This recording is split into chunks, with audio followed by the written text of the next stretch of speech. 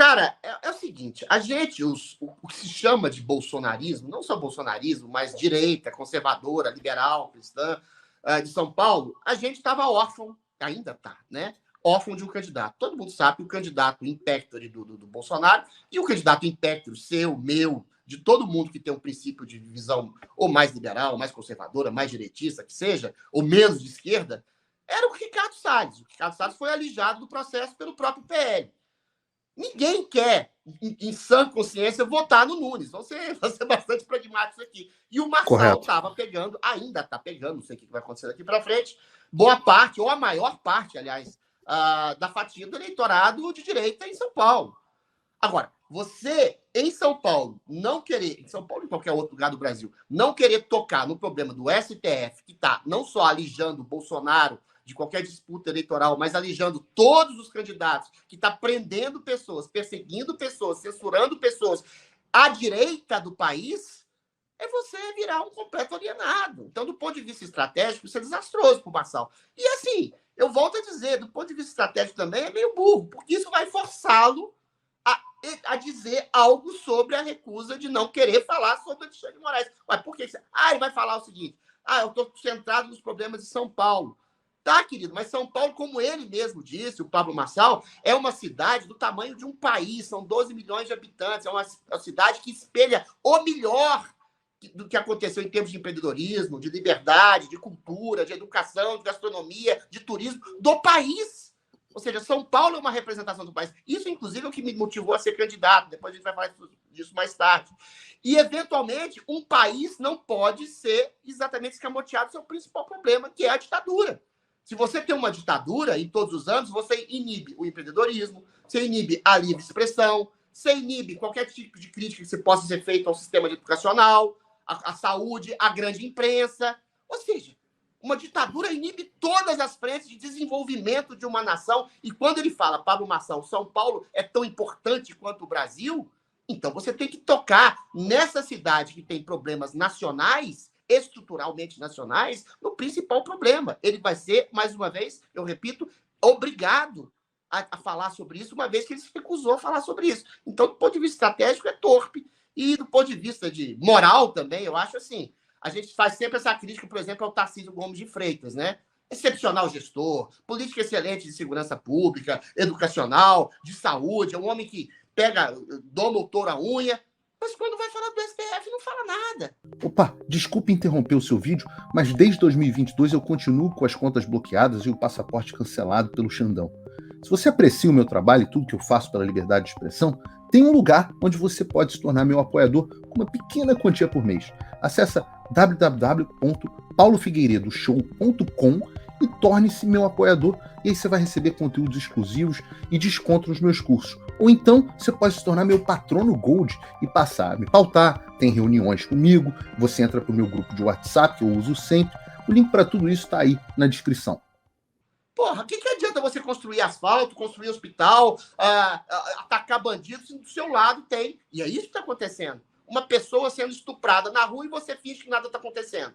A democracia no Brasil, a liberdade de expressão, está sendo estuprada na frente desses grandes gestores e a maioria deles, governadores, inclusive políticos de direita, não dizem nada. E não dizer nada no momento em que estoura a vaza-toga, aquelas ordens arbitrárias de gente falando, não, o chefinho lá, a bruxa, mandou a gente fazer uma coisa criativa para incriminar o Oeste. O chefinho lá mandou a gente colocar uma coisa assim, que eventualmente dê aso a que essas pessoas sejam acusadas. Pô, é o momento mais propício para falar nesse problema que é o mais afeito a todo eleitorado conservador de direita do Brasil, que é, por sua vez, a maioria da população, não só de São Paulo, como do país. Então, se negar a falar de Alexandre de Moraes é se negar a falar da realidade, debaixo do seu nariz. Eu absolutamente concordo com você. Eu tô cansado de ver. É muito fácil ser Tigrão com o Boulos e ser Tchutchuca do Alexandre de Moraes. O que a gente está vendo do Tarcísio, etc., as minhas cobranças em relação ao Tarcísio é porque eu acho que todos os indivíduos não importa se o sujeito é um profissional liberal, é um motorista de táxi, todo mundo tem que, no limite das suas possibilidades, se colocar e se levantar e se opor a uma ditadura. Quando a pessoa se coloca, e o Solzhenitsyn, né, fala tanto sobre isso, sobre como a União Soviética só se tornou a União Soviética por conta do comportamento individual, não foram só os tiranos, foram aqueles que foram coniventes com os tiranos também.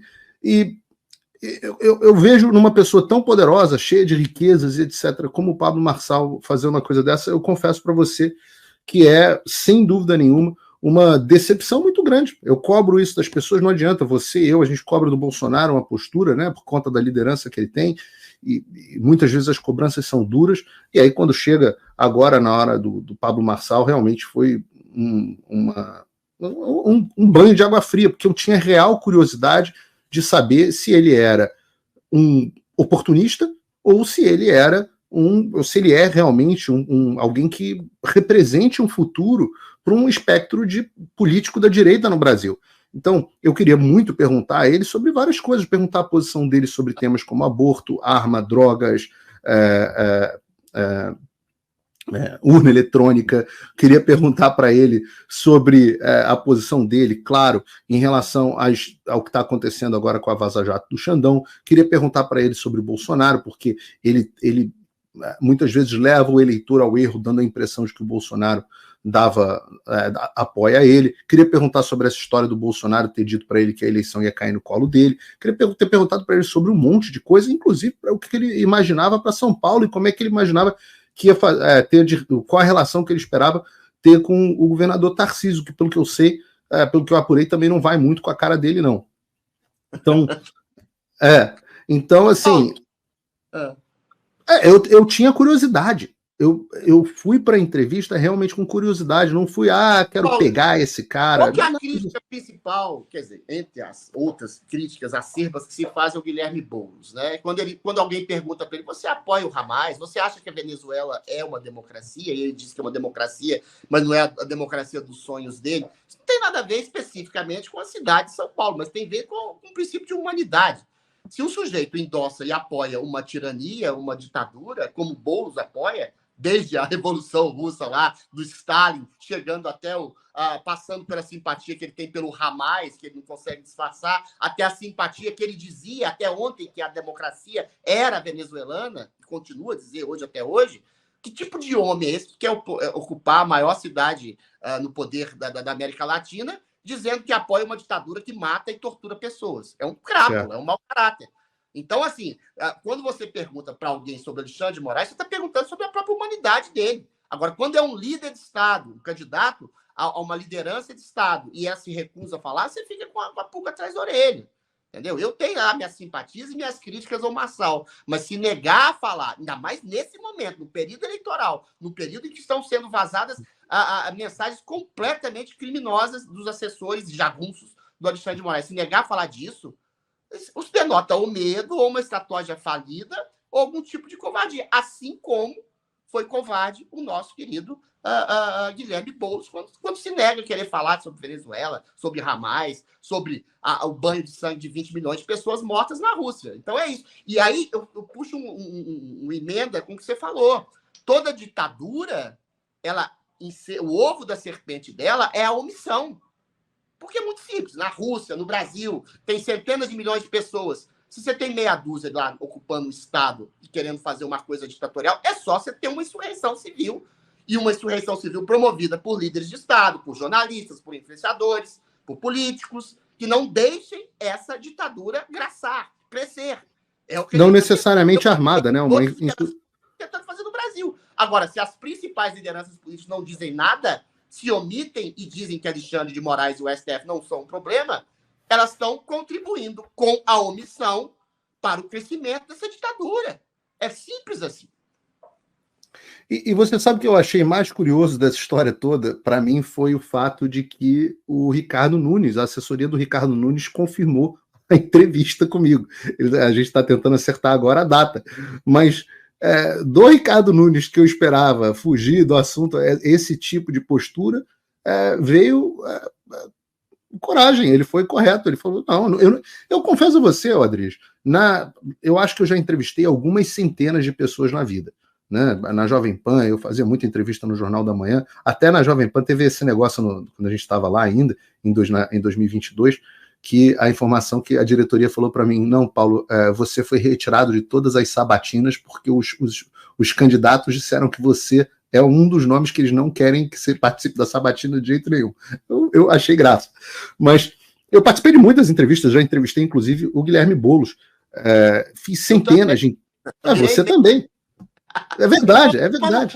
Exatamente porque ele estava me criticando sobre a questão de eu querer uma investigação mais profunda sobre o Brilhante Ustra, que eu acho também, tendo a crer que foi um torturador, e ele chegou, você passa pano para torturador. Eu cheguei para ele, mas meu querido, você apoiou Stalin, você apoiou Ceausescu, você apoiou Nicolás Maduro, você vem falar sobre tortura, você é o apoiador dos maiores banhos de sangue da história da humanidade. É verdade. Foi uma honra. É verdade. Então, mas eu digo para você, o meu ponto nessa história foi que nós nunca tivemos, eu nunca tive nesses anos, ninguém que virasse para mim e falasse, olha, não quero que toque em determinado tema numa entrevista. Até o próprio presidente Bolsonaro, uma história curiosa, quando eu entrevistei ele em 2022, que ele estava com a cabeça na espada do Alexandre, né, como a gente viu. E ainda assim, teve um momento em que a assessoria dele virou e falou, dá para deixar de abordar isso ou deixar de abordar aquilo? E eu falei, não, vou abordar o que eu quiser, porque entrevista eu falo o que eu quero, se ele não quiser, ele não responde. E o próprio presidente Bolsonaro nunca me pediu nada, entrou de boas, falamos sobre tudo que eu quis. Quando eu fiz pergunta que ele não queria responder, ele falava, não, isso aí eu não posso falar, isso aí é reservado, isso aí não sei o quê. Cara, é normal. Agora, eu nunca tinha entrado numa entrevista, fiquei surpreso de ver o cara virar e falar assim, não, esse assunto aí, você não toca. E comigo, com o Paulo Figueiredo, parece que o cara realmente não me conhece. A Marina Helena, ela também topou fazer a entrevista. Eu vou fazer a entrevista. Ela apoia ostensivamente o impeachment do Alexandre de Moraes. Homem público, pessoa pública que não fala em assuntos públicos e coloca censura, a gente tem que desconfiar. Então, eventualmente, tem que tocar no assunto público mais grave, que é o Alexandre de Moraes. É absurdo. Eu vou entrevistar a Marina Helena na próxima quarta-feira, às 3 horas da tarde, ao vivo aqui no programa.